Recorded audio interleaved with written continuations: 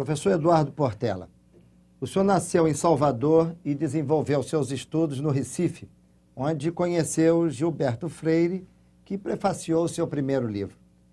Qual a influência de Gilberto Freire na sua obra? Olha, eu pertenço àquela geração de baianos que estudava Direito no Recife. E, consequentemente, eu me desloquei para estudar Direito na faculdade, na velha e tradicional Faculdade de Direito do Recife. E aí comecei a publicar os meus primeiros artigos sob o patrocínio do poeta Mauro Mota e conheci Gilberto. Ficamos bons amigos. A influência específica dele em mim no início foi, primeiro, o texto dele, a qualidade da linguagem dele, que, sendo um cientista social, era também alguém capaz de escrever um texto de qualidade literária. E depois, a compreensão dele do Brasil como um país mestiço, como um país plurirracial, me tocava muito. De maneira que, com esses dois dados, o lado do escritor e mais o lado do pensador do Brasil plural, nós nos tornamos amigos. O senhor segue para fazer aperfeiçoamento em Madrid. Por que a escolha de Madrid? Olha, eu sempre fui muito influenciado pelos espanhóis. E na minha época de Madrid ainda consegui pegar Ortega y Gasset, o grande pensador espanhol, e a literatura espanhola sempre me fascinou, desde os clássicos, desde o Século de Ouro, Lope de Vega, Calderón de la Barca, Góngora, e toda essa gente, e também a literatura contemporânea me tocava muito. De maneira que houve, além do meu lado paterno, que é um lado também de origem espanhola, mas houve, sobretudo, a atração por algumas figuras ibéricas radicais, ou seja, enraizadas na velha península. Com 23 anos, o senhor foi assistente do gabinete civil de Juscelino Kubitschek. Que lembrança o senhor guarda do período Kubitschek? Olha, é uma lembrança a mais positiva possível. Esse é um grande momento da história brasileira, não apenas pela compreensão dele do desenvolvimento, não apenas pelo compromisso dele com a democracia. Ele chegou de uma vitória da democracia sob as forças do golpe, da exceção, do autoritarismo, mas, sobretudo, também o que Juscelino criou foi um clima de confiança no Brasil. Todo mundo acreditava. Foi o período da Bossa Nova, do cinema novo. Ele mesmo era um homem extremamente tolerante. Ele teve nos primeiros meses 2 tentativas de golpe, Aragaça e Jacareacanga. Ele debelou, mas anistiou em seguida. De maneira que ele não guardava nenhuma cólera específica, nenhum ressentimento. Era alguém, como se diz, de bem com a vida. Com 28 anos, o senhor chefiou o gabinete da Secretaria-Geral de Educação e Cultura do Estado da Guanabara. O que era então feito no campo da cultura? Olha, isso foi um esforço, primeiro, no sentido de manter o Rio de Janeiro como capital cultural, já que estava havendo a modificação para Brasília. E nós entendíamos que o Rio de Janeiro tinha que continuar sendo um grande polo cultural, como é no caso Nova York, sem que ela seja a capital dos Estados Unidos, de maneira que este esforço na Secretaria, com Celso Cunha, com 7 câmaras, foi um esforço no sentido de preservar um conjunto de valores e tomar algumas iniciativas que fortalecessem essa condição de capital cultural do Estado. Na década de 60, seu livro África, Colonos e Cúmplices foi proibido em Portugal. O que mais desagradou as autoridades portuguesas da época? Esse era um livro a favor da independência dos povos africanos, e especificamente dos povos de língua portuguesa. Angola, Moçambique, Guiné, São Tomé e Príncipe, Cabo Verde, enfim, todos aqueles países que foram vítimas, de certo modo, do colonialismo português, porque o colonialismo lá não produziu efeitos. Basta dizer que a primeira universidade em Angola só surgiu depois do processo de descolonização. Mas foi alguma coisa de muito sério. E eu denunciava tudo isso, não só denunciava a parte portuguesa, mas a brasileira, que eu achava que o Brasil ficava com um discurso retórico e sentimental, que no fundo era cúmplice do colonialismo. Por isso que eu chamei a África colonos e cúmplices. E, evidentemente, o governo de Salazar não poderia gostar de um livro desse tipo. Em 64, o senhor assume a regência da disciplina Cultura Brasileira, na Faculdade Nacional de Filosofia da Universidade do Brasil, atual UFRJ, substituindo Alceu Amoroso Lima. O senhor teve problemas com o regime de então? Olha, primeiro eu queria só fazer uma ligeira retificação. Eu não substituí o Alceu Amoroso Lima, eu sucedi, porque Alceu Amoroso Lima é realmente insubstituível. Eu não acredito que ninguém possa substituir Alceu. Nós continuamos sentindo falta dele. Agora, é evidentemente uma disciplina dessa, que é uma disciplina de crítica do processo cultural brasileiro, do processo de tomada de consciência do Brasil, com as posições que eu tenho, não poderia agradar um regime de exceção, um regime totalitário. E os problemas existiam, mas com o tempo nós fomos aprendendo, desenvolvendo pequenas estratégias de convivência com o arbítrio. O senhor funda na UFRJ, nos anos 60, a disciplina Ciência da Literatura. Qual a importância dessa disciplina? Olha, essa disciplina era uma disciplina de natureza teórica que dava embasamento crítico às demais disciplinas, de maneira que em toda a universidade contemporânea da Europa, dos Estados Unidos, existe essa disciplina. E aqui nós fundamos, sobretudo a Franco Coutinho, que era o diretor da faculdade, que foi um grande batalhador nessa faixa, nós fundamos e eu tive a honra de dar essa disciplina. Também na década de 60, o senhor fundou o Colégio do Brasil.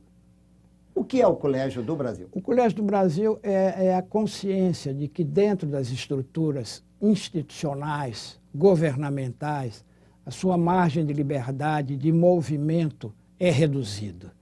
De maneira que ele teve um exemplo muito ambicioso, que é o Collège de France, que também nasceu desse período, o Colégio de México, que foi fundado pelos republicanos espanhóis, e o nosso, bem mais modesto, ainda existe na Rua H. Coutinho 59, nós reunimos um grupo de intelectuais e começamos a dar curso e a desdobrar projetos de pesquisa.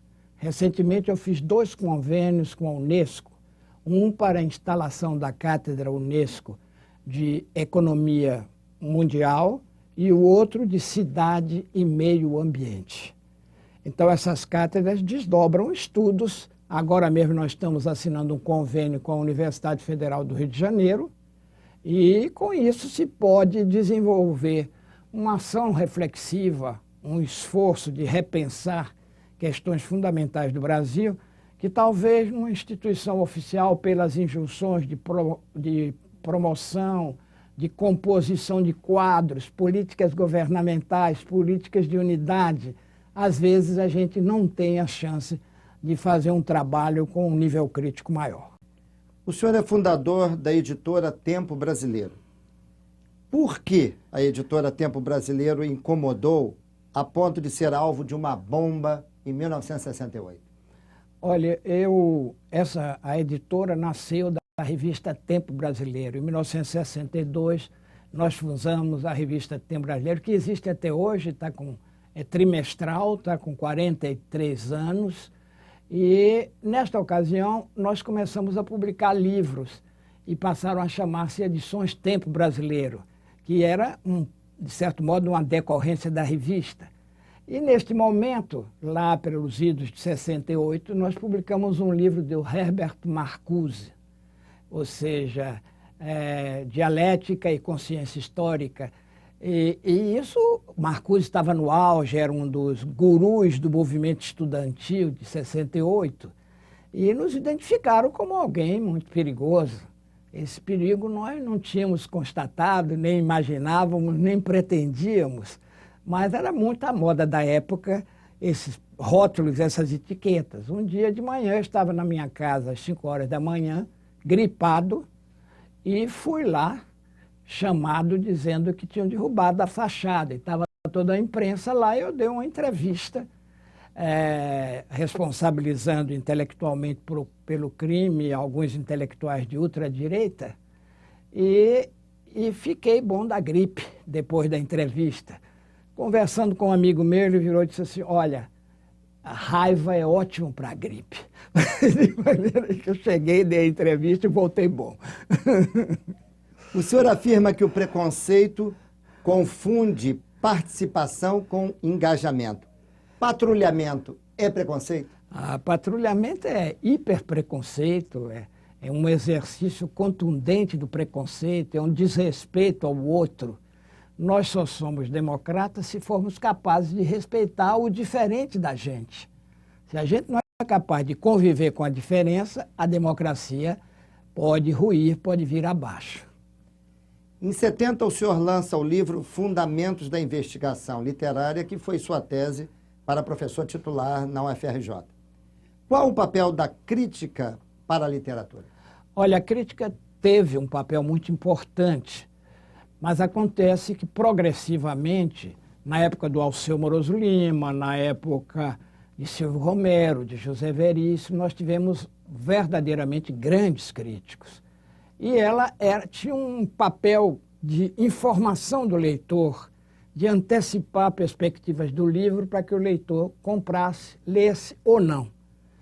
Depois, progressivamente, ela foi declinando, ficou excessivamente impressionista, enquanto os estudos literários na universidade adquiriam um nível técnico mais rigoroso. Este rigor, por um lado, demitiu a crítica de jornal, mas não foi só ele. Foi a ampliação da produção editorial no Brasil. Hoje em dia se recebe por semana uma média de 20 livros. Ora, com 20 livros, o crítico que escreve um artigo por semana para dar conta de um movimento editorial não consegue produzir. E, além do mais, as empresas jornalísticas ficaram também mais rigorosas do ponto de vista empresarial. Acham que aquele espaço que era reservado ao rodapé de crítica passou a ser um espaço pouco econômico. E com esse conjunto de fatores, houve uma perda progressiva da chamada crítica militante. Como ministro da Educação, o senhor anistiou Darcy Ribeiro e o reconduziu como professor da UFRJ. Darcy Ribeiro foi o grande visionário da educação? Eu acho que Darcy prestou um serviço inestimável ao país. Eu tive a honra de anistiá-lo. Aliás, no dia que eu anistiei, fui chamado no SNI para uma conversa pelo ministro Otávio de Aguiar Medeiros. Eu já disse isso por escrito, de maneira que por isso repito aqui, senão não o faria, porque ele veio de falecer. O ministro Medeiros me chamou e me disse, o senhor anistiou Darcy Ribeiro. O governo me pede que eu peça explicações ao senhor. Eu digo que o senhor está enganado, eu não anistiei Darcy Ribeiro. Aí ele disse, o senhor anistiou Darcy Ribeiro. Ele começou a ver aquela troca, eu aproveitei daquilo um pouco para irritá-lo. Aí ele puxou a barriga assim para trás, tirou de uma gaveta e disse, quem assinou essa portaria? Eu digo, eu. Ele disse, como o senhor não anistiou Darcy Ribeiro? Eu disse, porque eu, como cidadão brasileiro e como bacharel em direito, eu tenho a obrigação de conhecer as leis do meu país. Então eu anistiei todos na mesma situação e na forma da lei.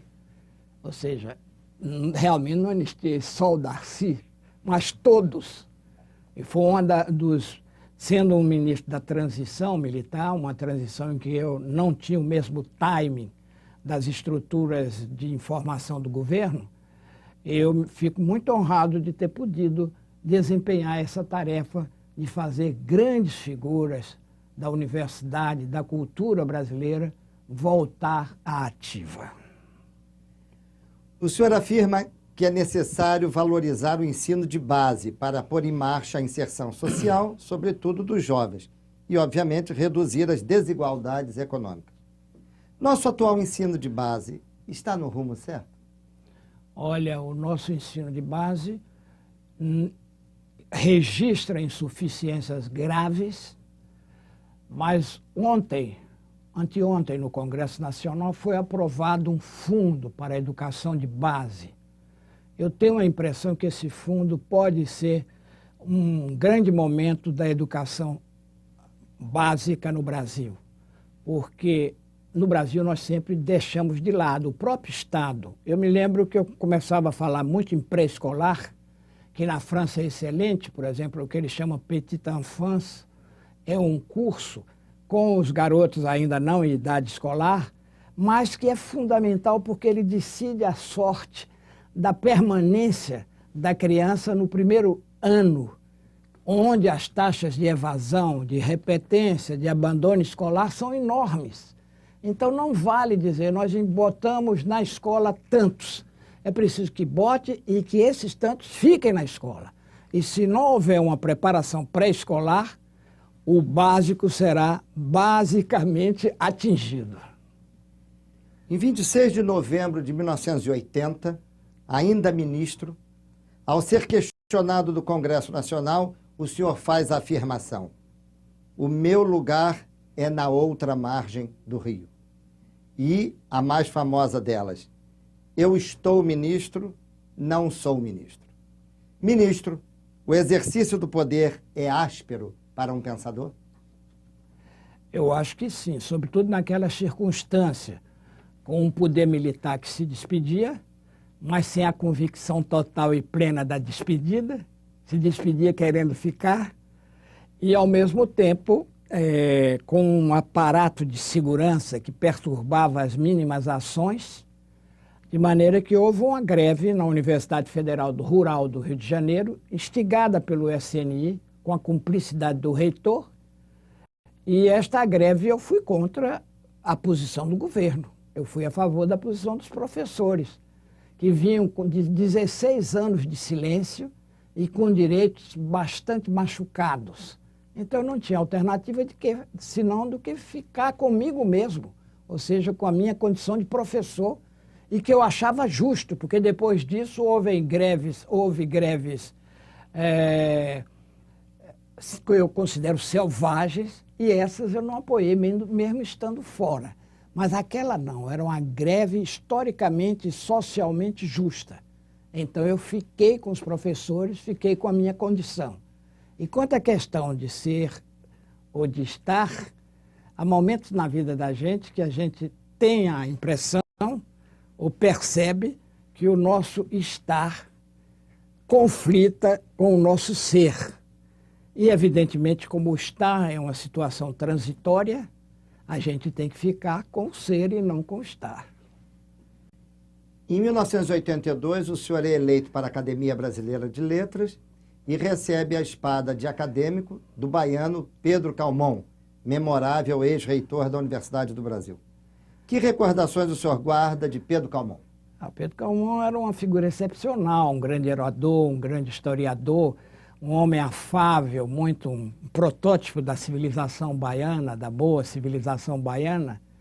E ele foi reitor por muito tempo da Universidade do Brasil, ainda era a Universidade do Brasil. E na Universidade do Brasil, em 64, quando os militares quiseram entrar ali pela Praia Vermelha, ele disse, não, aqui só se entra com vestibular. Ele tinha essas coisas muito engraçadas. Uma vez disseram, os alunos estão lá na biblioteca querendo tocar fogo. Na biblioteca, os alunos não acreditam, eles não sabem onde é a biblioteca. Ele tinha essas coisas. Além de ser um grande intelectual, era também um ser humano bem-humorado, amplo, matizado. Em 1987, o senhor renuncia ao cargo de secretário da Cultura no governo Moreira Franco, afirmando: os cargos públicos valem o que podemos fazer com eles. Nesse caso, não valia a pena? Não valia. Eu costumo dizer isso porque tem pessoas que se apegam aos cargos. Eu quando chego numa função pública, eu me preparo para a saída, porque só assim eu terei a liberdade plena de exercer aquela função. Quando eu percebo a impossibilidade real em função da insensibilidade reinante, eu simplesmente percebo que ali não é o meu lugar, que eu me enganei e vou saindo. Em 1988, o senhor foi presidente do Conselho Federal de Cultura e diretor adjunto da Unesco, onde chegou até a presidir a Conferência Mundial, administrando projetos em mais de 200 países. O senhor se lembra de algum projeto especial da Unesco que atraiu a sua admiração? Olha, a Unesco teve, logo que eu cheguei, eu terminei ficando lá 7 anos em Paris, 5 anos como diretor-geral adjunto e 2 anos como presidente da Conferência Geral. Ela teve inicialmente um programa que era alfabetização para todos, no mundo todo. E esse programa produziu efeitos consideráveis, resultados extremamente satisfatórios, e esse programa me parecia que era um programa que ajudou o mundo todo a melhorar qualitativamente. O outro, eu diria que são as cátedras Unesco espalhadas pelo mundo todo, sobre assuntos específicos, seja a cidade, seja o meio ambiente, seja a economia mundial, e assim vai. Ou seja, os grandes temas do mundo, que termina sendo o tema de todos nós, ou porque somos protagonistas, ou porque somos simplesmente coadjuvantes da cena mundial. Em 1997, o senhor foi presidente da Fundação Biblioteca Nacional, a casa dos 10 milhões de livros. Qual a importância da Biblioteca Nacional para o país? A Biblioteca Nacional tem uma importância enorme, primeiro por causa do acervo dela. A Unesco considera ela a oitava biblioteca do mundo. Então, realmente, uma oitava biblioteca com o acervo da biblioteca atual, mas ela precisa de muito apoio, de um dispositivo de segurança muito grande por causa dos roubos e das subtrações. Ela exige que o governo federal pense especificamente na Biblioteca Nacional. O senhor afirmou que restará sempre, para além da morte do poema, a dimensão poética da existência. O mundo de hoje, professor, com tanto dissenso, com tanto preconceito, com brigas e terrorismo em ascensão, guarda alguma poética?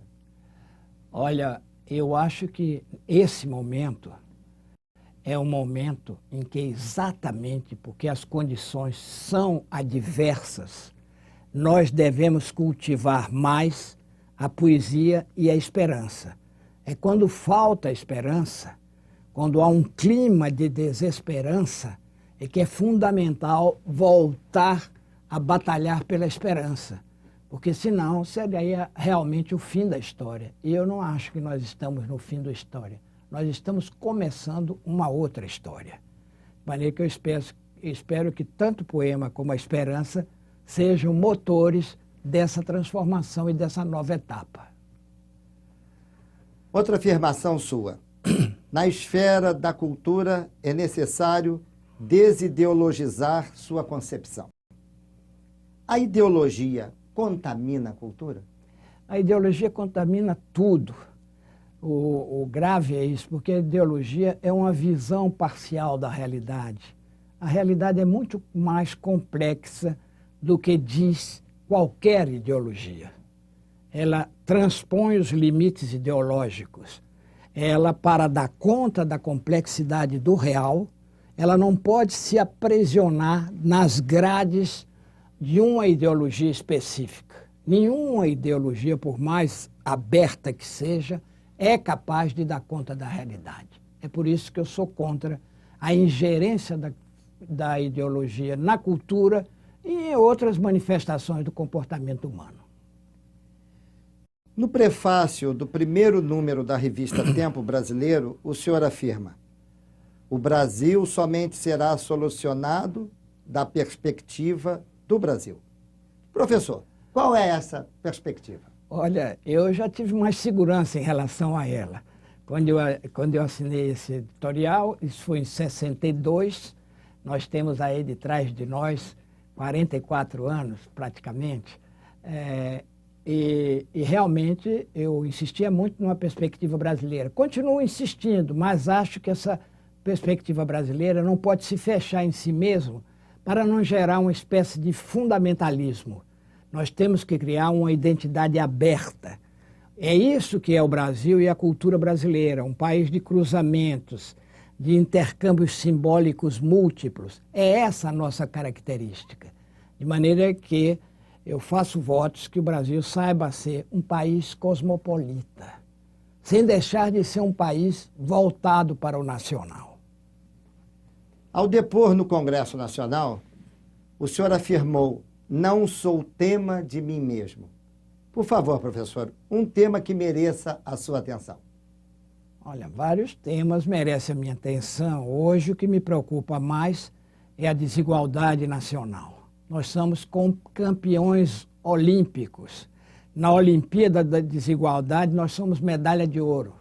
Então, eu gostaria que esse país tivesse uma taxa menor e, se possível, até extremamente reduzida de desigualdade. Não é justo as desigualdades regionais e as desigualdades até locais. Em cada esquina de rua, nós percebemos as diferenças sociais agudas.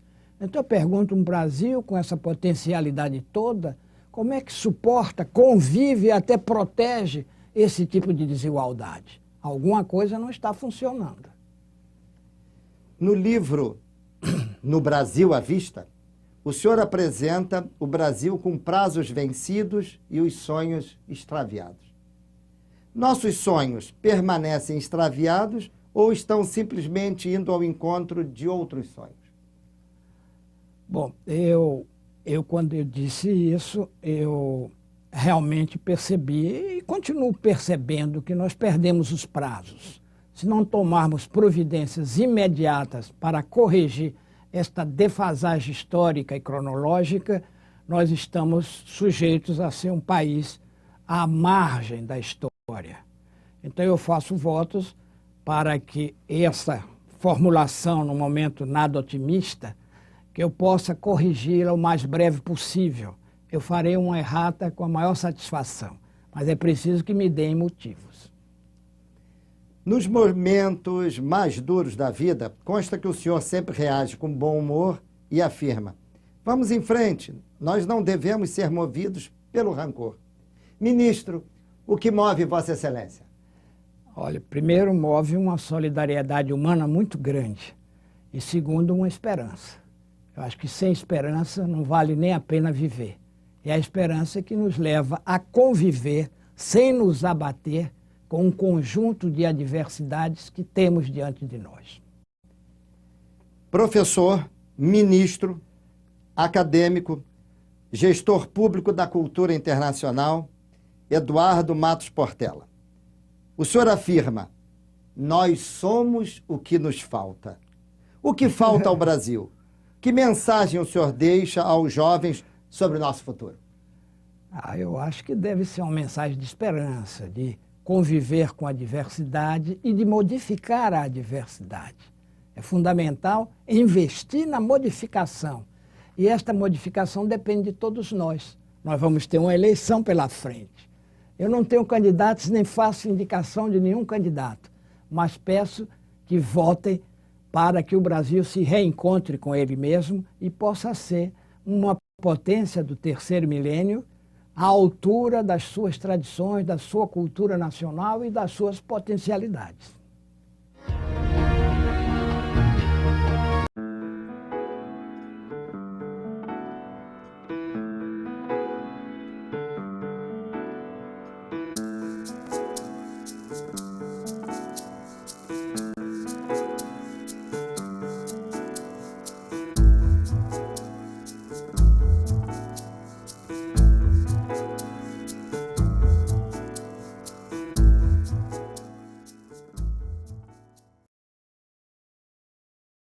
Professor Eduardo Portela, o senhor nasceu em Salvador e desenvolveu seus estudos no Recife, onde conheceu Gilberto Freire, que prefaciou seu primeiro livro. Qual a influência de Gilberto Freire na sua obra? Olha, eu pertenço àquela geração de baianos que estudava direito no Recife. E, consequentemente, eu me desloquei para estudar direito na faculdade, na velha e tradicional Faculdade de Direito do Recife. E aí comecei a publicar os meus primeiros artigos sob o patrocínio do poeta Mauro Mota, e conheci Gilberto. Ficamos bons amigos. A influência específica dele em mim no início foi, primeiro, o texto dele, a qualidade da linguagem dele, que sendo um cientista social, era também alguém capaz de escrever um texto de qualidade literária. E depois, a compreensão dele do Brasil como um país mestiço, como um país plurirracial, me tocava muito. De maneira que, com esses dois dados, o lado do escritor e mais o lado do pensador do Brasil plural, nós nos tornamos amigos. O senhor segue para fazer aperfeiçoamento em Madrid. Por que a escolha de Madrid? Olha, eu sempre fui muito influenciado pelos espanhóis. E na minha época de Madrid ainda consegui pegar Ortega y Gasset, o grande pensador espanhol, e a literatura espanhola sempre me fascinou, desde os clássicos, desde o Século de Ouro, Lope de Vega, Calderón de la Barca, Góngora, e toda essa gente, e também a literatura contemporânea me tocava muito. De maneira que houve, além do meu lado paterno, que é um lado também de origem espanhola, mas houve, sobretudo, a atração por algumas figuras ibéricas radicais, ou seja, enraizadas na velha península. Com 23 anos, o senhor foi assistente do gabinete civil de Juscelino Kubitschek. Que lembrança o senhor guarda do período Kubitschek? Olha, é uma lembrança a mais positiva possível. Esse é um grande momento da história brasileira, não apenas pela compreensão dele do desenvolvimento, não apenas pelo compromisso dele com a democracia. Ele chegou de uma vitória da democracia sob as forças do golpe, da exceção, do autoritarismo, mas, sobretudo, também o que Juscelino criou foi um clima de confiança no Brasil. Todo mundo acreditava. Foi o período da Bossa Nova, do cinema novo. Ele mesmo era um homem extremamente tolerante. Ele teve nos primeiros meses 2 tentativas de golpe, Aragaça e Jacareacanga. Ele debelou, mas anistiou em seguida, de maneira que ele não guardava nenhuma cólera específica, nenhum ressentimento. Era alguém, como se diz, de bem com a vida. Com 28 anos, o senhor chefiou o gabinete da Secretaria-Geral de Educação e Cultura do Estado da Guanabara. O que era então feito no campo da cultura? Olha, isso foi um esforço, primeiro, no sentido de manter o Rio de Janeiro como capital cultural, já que estava havendo a modificação para Brasília. E nós entendíamos que o Rio de Janeiro tinha que continuar sendo um grande polo cultural, como é no caso Nova York, sem que ela seja a capital dos Estados Unidos, de maneira que este esforço na Secretaria, com Celso Cunha, com 7 câmaras, foi um esforço no sentido de preservar um conjunto de valores e tomar algumas iniciativas que fortalecessem essa condição de capital cultural do Estado. Na década de 60, seu livro África, Colonos e Cúmplices foi proibido em Portugal. O que mais desagradou as autoridades portuguesas da época? Esse era um livro a favor da independência dos povos africanos, e especificamente dos povos de língua portuguesa. Angola, Moçambique, Guiné, São Tomé e Príncipe, Cabo Verde, enfim, todos aqueles países que foram vítimas, de certo modo, do colonialismo português, porque o colonialismo lá não produziu efeitos. Basta dizer que a primeira universidade em Angola só surgiu depois do processo de descolonização. Mas foi alguma coisa de muito sério. E eu denunciava tudo isso, não só denunciava a parte portuguesa, mas a brasileira, que eu achava que o Brasil ficava com um discurso retórico e sentimental, que no fundo era cúmplice do colonialismo. Por isso que eu chamei a África Colonos e Cúmplices. E, evidentemente, o governo de Salazar não poderia gostar de um livro desse tipo. Em 64, o senhor assume a regência da disciplina Cultura Brasileira, na Faculdade Nacional de Filosofia da Universidade do Brasil, atual UFRJ, substituindo Alceu Amoroso Lima. O senhor teve problemas com o regime de então? Olha, primeiro eu queria só fazer uma ligeira retificação. Eu não substituí o Alceu Moroso Lima, eu sucedi, porque Alceu Moroso Lima é realmente insubstituível. Eu não acredito que ninguém possa substituir Alceu. Nós continuamos sentindo falta dele. Agora, é evidentemente uma disciplina dessa, que é uma disciplina de crítica do processo cultural brasileiro, do processo de tomada de consciência do Brasil, com as posições que eu tenho, não poderia agradar um regime de exceção, um regime totalitário. E os problemas existiam, mas com o tempo nós fomos aprendendo, desenvolvendo pequenas estratégias de convivência com o arbítrio. O senhor funda na UFRJ, nos anos 60, a disciplina Ciência da Literatura. Qual a importância dessa disciplina? Olha, essa disciplina era uma disciplina de natureza teórica que dava embasamento crítico às demais disciplinas, de maneira que em toda a universidade contemporânea da Europa, dos Estados Unidos, existe essa disciplina. E aqui nós fundamos, sobretudo a Franco Coutinho, que era o diretor da faculdade, que foi um grande batalhador nessa faixa, nós fundamos e eu tive a honra de dar essa disciplina. Também na década de 60, o senhor fundou o Colégio do Brasil. O que é o Colégio do Brasil? O Colégio do Brasil é a consciência de que dentro das estruturas institucionais, governamentais, a sua margem de liberdade, de movimento é reduzida. De maneira que ele teve um exemplo muito ambicioso, que é o Collège de France, que também nasceu desse período, o Colégio de México, que foi fundado pelos republicanos espanhóis, e o nosso, bem mais modesto, ainda existe na Rua H. Coutinho 59, nós reunimos um grupo de intelectuais e começamos a dar curso e a desdobrar projetos de pesquisa.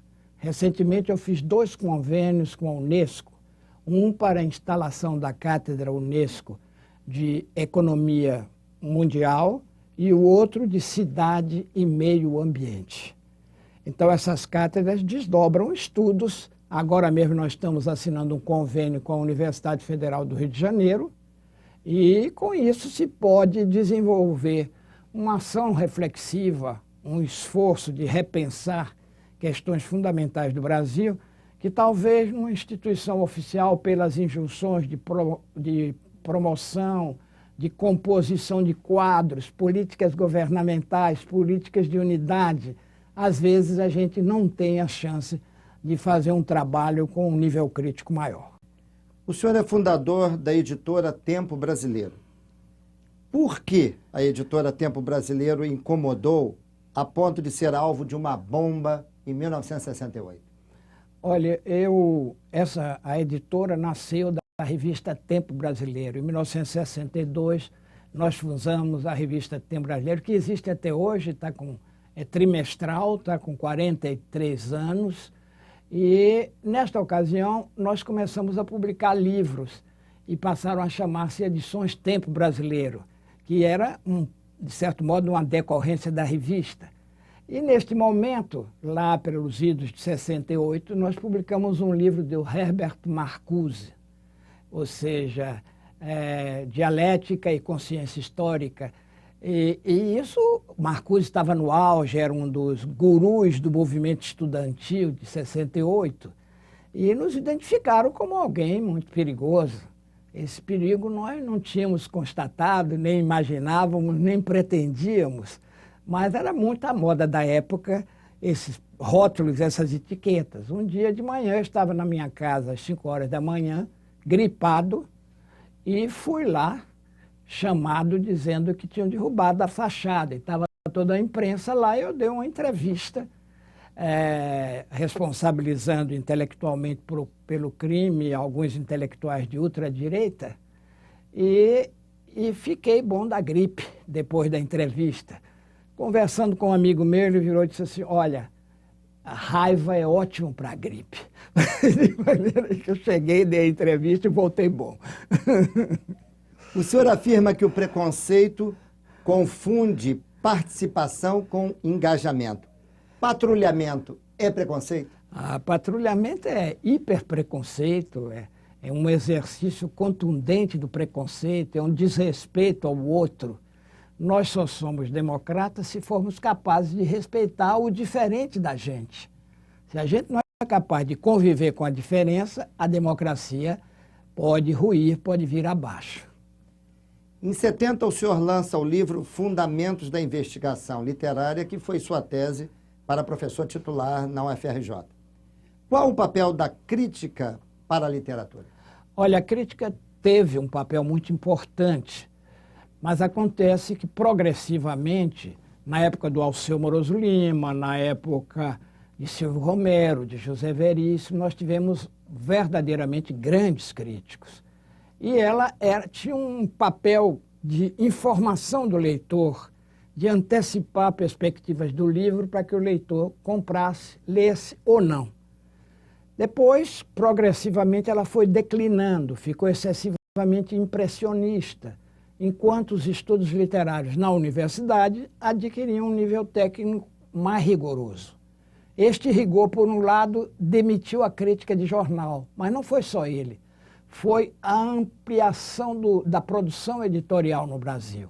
Hoje em dia se recebe por semana uma média de 20 livros. Ora, com 20 livros, o crítico que escreve um artigo por semana para dar conta de um movimento editorial não consegue produzir. E, além do mais, as empresas jornalísticas ficaram também mais rigorosas do ponto de vista empresarial.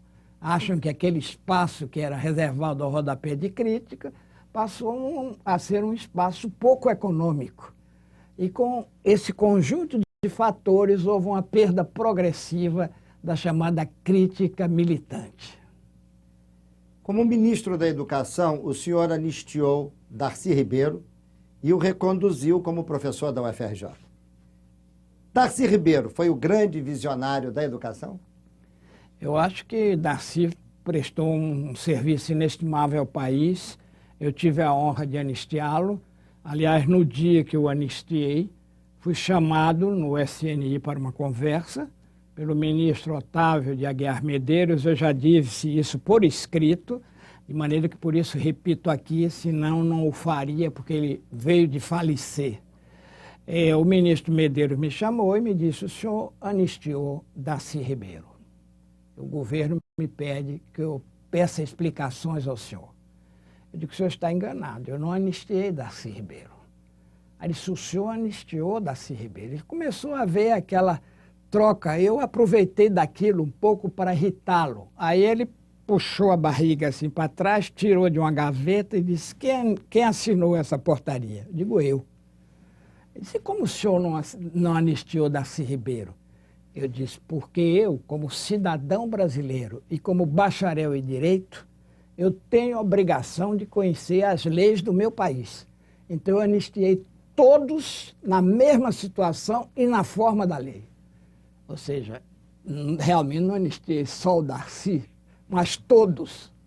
E foi sendo um ministro da transição militar, uma transição em que eu não tinha o mesmo timing das estruturas de informação do governo, eu fico muito honrado de ter podido desempenhar essa tarefa de fazer grandes figuras da universidade, da cultura brasileira, voltar à ativa. O senhor afirma que é necessário valorizar o ensino de base para pôr em marcha a inserção social, sobretudo dos jovens, e, obviamente, reduzir as desigualdades econômicas. Nosso atual ensino de base está no rumo certo? Olha, o nosso ensino de base registra insuficiências graves, mas anteontem, no Congresso Nacional, foi aprovado um fundo para a educação de base. Eu tenho a impressão que esse fundo pode ser um grande momento da educação básica no Brasil, porque no Brasil nós sempre deixamos de lado o próprio Estado. Eu me lembro que eu começava a falar muito em pré-escolar, que na França é excelente, por exemplo, o que eles chamam Petite Enfance, é um curso com os garotos ainda não em idade escolar, mas que é fundamental porque ele decide a sorte da permanência da criança no primeiro ano, onde as taxas de evasão, de repetência, de abandono escolar são enormes. Então não vale dizer, nós botamos na escola tantos. É preciso que bote e que esses tantos fiquem na escola. E se não houver uma preparação pré-escolar, o básico será basicamente atingido. Em 26 de novembro de 1980, ainda ministro, ao ser questionado do Congresso Nacional, o senhor faz a afirmação: o meu lugar é na outra margem do rio. E a mais famosa delas: eu estou ministro, não sou ministro. Ministro, o exercício do poder é áspero para um pensador? Eu acho que sim, sobretudo naquela circunstância, com um poder militar que se despedia, mas sem a convicção total e plena da despedida, se despedia querendo ficar, e ao mesmo tempo com um aparato de segurança que perturbava as mínimas ações, de maneira que houve uma greve na Universidade Federal Rural do Rio de Janeiro, instigada pelo SNI, com a cumplicidade do reitor, e esta greve eu fui contra a posição do governo. Eu fui a favor da posição dos professores, que vinham de 16 anos de silêncio e com direitos bastante machucados. Então, eu não tinha alternativa senão do que ficar comigo mesmo, ou seja, com a minha condição de professor, e que eu achava justo, porque depois disso houve greves que eu considero selvagens, e essas eu não apoiei, mesmo estando fora. Mas aquela não, era uma greve historicamente e socialmente justa. Então eu fiquei com os professores, fiquei com a minha condição. E quanto à questão de ser ou de estar, há momentos na vida da gente que a gente tem a impressão ou percebe que o nosso estar conflita com o nosso ser. E, evidentemente, como o estar é uma situação transitória, a gente tem que ficar com o ser e não com o estar. Em 1982, o senhor é eleito para a Academia Brasileira de Letras e recebe a espada de acadêmico do baiano Pedro Calmon, memorável ex-reitor da Universidade do Brasil. Que recordações o senhor guarda de Pedro Calmon? Pedro Calmon era uma figura excepcional, um grande orador, um grande historiador, um homem afável, muito um protótipo da civilização baiana, da boa civilização baiana. E ele foi reitor por muito tempo da Universidade do Brasil, ainda era a Universidade do Brasil. E na Universidade do Brasil, em 64, quando os militares quiseram entrar ali pela Praia Vermelha, ele disse, não, aqui só se entra com vestibular. Ele tinha essas coisas muito engraçadas. Uma vez disseram, os alunos estão lá na biblioteca querendo tocar fogo. Na biblioteca, os alunos não acreditam, eles não sabem onde é a biblioteca. Ele tinha essas coisas. Além de ser um grande intelectual, era também um ser humano bem-humorado, amplo, matizado. Em 1987, o senhor renuncia ao cargo de secretário da Cultura no governo Moreira Franco, afirmando: os cargos públicos valem o que podemos fazer com eles. Nesse caso, não valia a pena? Não valia. Eu costumo dizer isso porque tem pessoas que se apegam aos cargos. Eu quando chego numa função pública, eu me preparo para a saída, porque só assim eu terei a liberdade plena de exercer aquela função.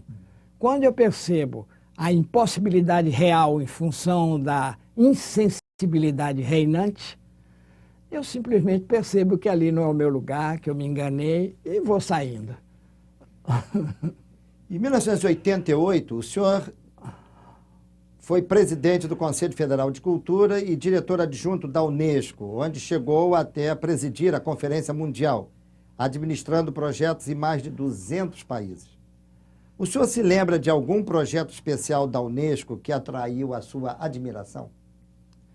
Olha, a Unesco teve, logo que eu cheguei, eu terminei ficando lá 7 anos em Paris, 5 anos como diretor-geral adjunto e 2 anos como presidente da Conferência Geral. Ela teve inicialmente um programa que era alfabetização para todos, no mundo todo.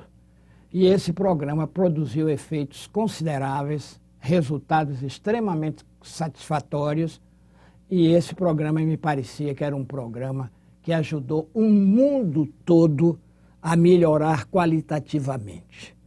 O outro, eu diria que são as cátedras Unesco espalhadas pelo mundo todo, sobre assuntos específicos, seja a cidade, seja o meio ambiente, seja a economia mundial, e assim vai. Ou seja, os grandes temas do mundo, que termina sendo o tema de todos nós, ou porque somos protagonistas, ou porque somos simplesmente coadjuvantes da cena mundial.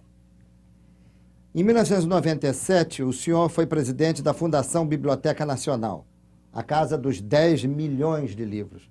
Qual a importância da Biblioteca Nacional para o país?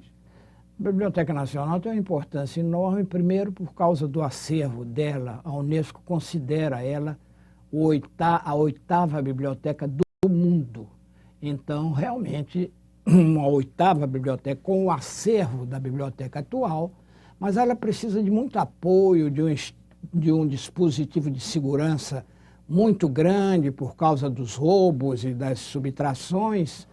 Ela exige que o governo federal pense especificamente na Biblioteca Nacional. O senhor afirmou que restará sempre, para além da morte do poema, a dimensão poética da existência.